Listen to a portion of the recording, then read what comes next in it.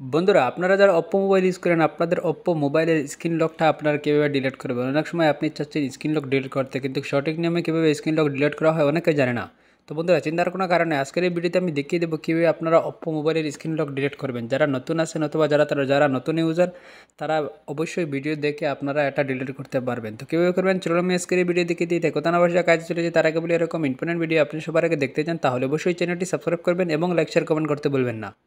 তো বন্ধুরা আপনারা অপ্পো মোবাইলে স্ক্রিন লকটা ডিলিট করতে হলে সর্বপ্রথম আপনার মোবাইলে সেটিংসে ক্লিক করবেন। সেটিংসে ক্লিক করার পর আপনারা একটু নিচে আসবেন।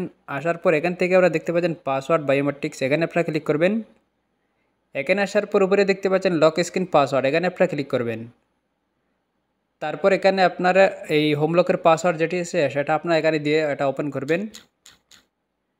তারপর এখান থেকে দেখতে পাচ্ছেন দুইটা অপশন শো করছে, উপরে দেখতে পাচ্ছেন একটা অপশন শো করছে টার্ন অফ পাসওয়ার্ড, এখানে আপনারা ক্লিক করবেন।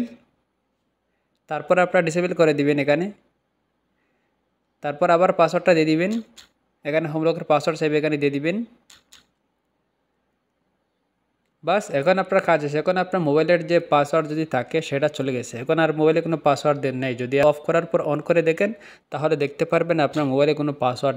তো এইভাবে খুব সহজে আপনারা অপ্পো মোবাইলের হোম লকের যে পাসওয়ার্ড সেটা আপনি ডিলিট করতে পারবেন। আশা করি আপনারা বুঝতে পারছেন। ভিডিও যদি ভালো লাগে তাহলে অবশ্যই চ্যানেলটি সাবস্ক্রাইব করবেন এবং লাইক শেয়ার কমেন্ট করতে বলবেন না। কথা হাফেজ, দেখাবো না কোনো নতুন ভিডিওতে। আসসালামু আলাইকুম।